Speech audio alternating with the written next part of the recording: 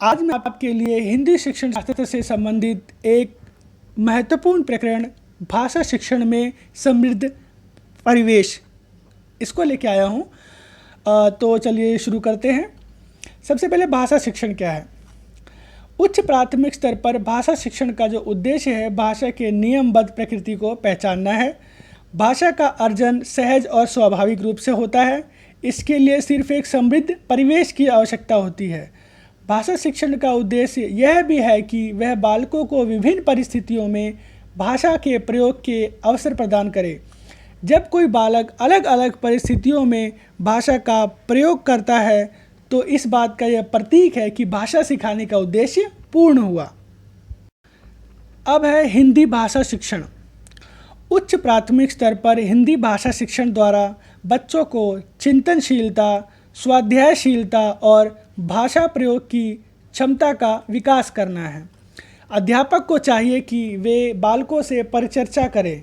इससे एक और जहां बालक की विभिन्न परिस्थितियों में भाषा प्रयोग की आवश्यकता पूर्ण होगी, वहीं दूसरी ओर उसे समृद्ध परिवेश भी मिलेगा।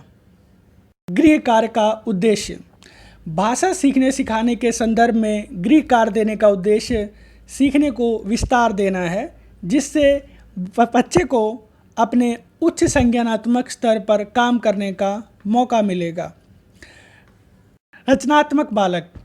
2 या 2 से अधिक भाषा बोलने वाले बच्चे न केवल अन्य भाषाओं पर अच्छा नियंत्रण रखते हैं, बल्कि शैक्षिक स्तर पर भी अधिक रचनात्मक होते हैं। समृद्ध भाषिक परिवेश।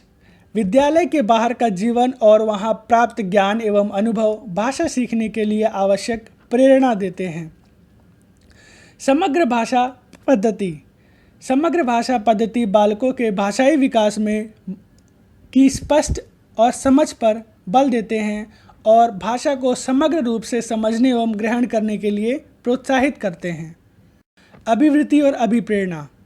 भाषा शिक्षण प्रवेश यह बताते हैं कि द्वितीय विदेशी भाषा में दक्षता सीखने वाले की अभिवृत्ति और अभिप्रेरणा पर निर्भर करती है। भाषा में समरूपता। बालक के स्कूल की भाषा और घर एवं पड़ोस की भाषा में समरूपता होनी चाहिए, जिससे उसको एक समृद्ध भाषा का परिवेश मिलेगा और उसको अभिव्यक्ति और ज्ञानार्जन में भी सहायता मिलेगी। मुद्रित समृद्ध परिवेश। भाषा की कक्षा में समृद्ध परिवेश बनाने हेतु कहानी, कविताओं के माध्यम से व पोस्टर के माध्यम से बच्चों के कार्यों को कक्षा में प्रदर्शित करना परिवेश को समृद्ध बनाता है। भाषा में प्रिंट समृद्ध माहौल भाषा सीखने में मदद करता है और उच्च प्राथमिक स्तर पर भाषा की समावेशी कक्षा का स्वरूप शिक्षण प्रक्रिया के निर्धारण में महत्वपूर्ण भूमिका निभाता है। अब मूर्त चीज़ों को जोड़कर पढ़ाना। बच्चों को मूर्त चीज़ों से जोड़कर पढ़ाना चाहिए, अर्थात जो वास्तविक वस्तु है उससे जोड़कर।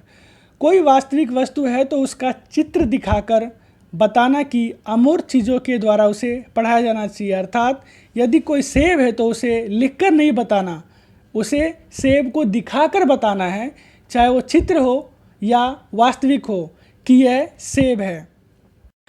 बच्चों में साहचर्य स्थापित करके पढ़ाना। बच्चों की चित्रों में विशेष रुचि होती है। उनके हाथ में नई पुस्तकें आती हैं तो वो पेजों को उलट पलट कर देखना शुरू करते हैं और वे उसे बहुत चाव से देखते हैं। छात्रों की सक्रिय भागीदारी। जब छात्र क्रियाशील होकर सीखते हैं तो उन्हें अधिक आनंद आता है। इसके लिए अध्यापक को विभिन्न प्रकार के एक्टिविटीज़ कराने चाहिए और उनसे प्रश्न भी पूछने चाहिए। उदाहरण के लिए हम छात्रों को शब्द और उनके अर्थ ना लिखवाकर उन्हें वाक्य के प्रयोग के अवसर देना चाहिए, जिससे वे अनुमान लगा सकें और बालक उस शब्द के अर्थ को शीघ्रता से ग्रहण भी कर लेगा। इसके अलावा भाषा की कक्षा में संप्रेषण पर आधारित क्रियाकलापों पर ही, एक्टिविटीज़ पर ही ज़्यादा जोर देना चाहिए, जिससे उनकी झिझक भी दूर हो और वे आत्मविश्वास से भी भर उठें। वास्तविक जीवन से जोड़कर पढ़ाना। एनसीएफ 2005 में इस बात की सिफारिश की गई है कि सिखाई जाने वाली विषय वस्तु में वास्तविक जीवन से जुड़े हुए उदाहरण को शामिल किया जाना चाहिए। आप एनसीईआरटी की प्राथमिक स्तर की पुस्तकों पर गौर देंगे तो आप उसमें पाएंगे कि उसमें आम और साधारण लोगों की जीवन शैली की भाषा को चित्रित करने का प्रयास किया गया है। बच्चों से परिचर्चा और बातचीत। जब अध्यापक बच्चों से बातचीत करता है तो उसी से बच्चों और अध्यापक के बीच आत्मीयता का रिश्ता बनता है, जिससे बालकों को समृद्ध परिवेश मिलता है जिसमें वे अनुकरण करते हुए भाषा को सहजता से सीख जाते हैं। बच्चों से बातचीत करने से ज्ञानात्मक विकास होता है। समावेशी व बाल केंद्रित शिक्षण। एक ही कक्षा में व्यक्तिगत भिन्नता देखने को मिलती है। कुछ प्रतिभाशाली, मंदबुद्धि व सामान्य बुद्धि के बालक होते हैं। ऐसे में सभी बच्चों को शिक्षण अधिगम की प्रक्रिया में शामिल करना और सभी की आवश्यकताओं, क्षमताओं को ध्यान में रखकर शिक्षण करना समावेशी शिक्षण कहलाता है। मूल्यांकन को शिक्षण का हिस्सा बनाना चाहिए।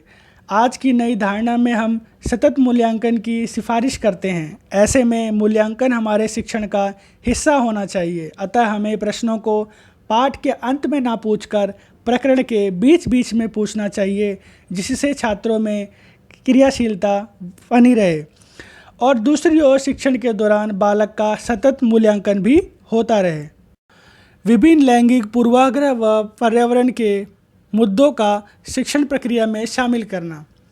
एनसीएफ 2005 में शिक्षार्थियों के विभिन्न प्रकार के लिंग पर आधारित मुद्दों में सामाजिक विविधता और पर्यावरण से जुड़े मुद्दों के प्रति बालकों को संवेदनशील बनाने की बात कही गई है।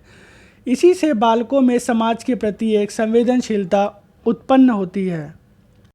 शिक्षण सूत्रों का प्रयोग करते हुए पढ़ाना।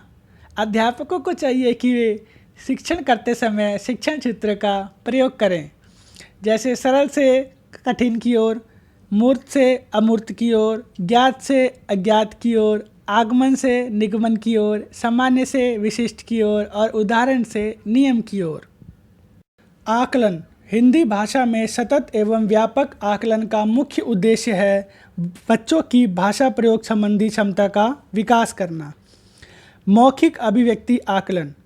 उच्च प्राथमिक स्तर पर बच्चे की मौखिक अभिव्यक्ति का सतत आकलन करने के लिए प्रश्न पूछना, प्रतिक्रिया व्यक्त करना, परिचर्चा करना आदि महत्वपूर्ण है। अभ्यास एवं गतिविधियाँ। अभ्यास एवं गतिविधियों का मुख्य उद्देश्य बच्चों को अभिव्यक्ति के अवसर प्रदान करना है। पाठ के बीच बीच में अभ्यास प्रश्न एवं गतिविधियों के दिए जाने का मुख्य उद्देश्य बच्चों को स्वयं कुछ करने का अवसर प्रदान करना है। आशा है आपको वीडियो पसंद आई होगी। वीडियो को लाइक, सब्सक्राइब और शेयर अवश्य करें। धन्यवाद।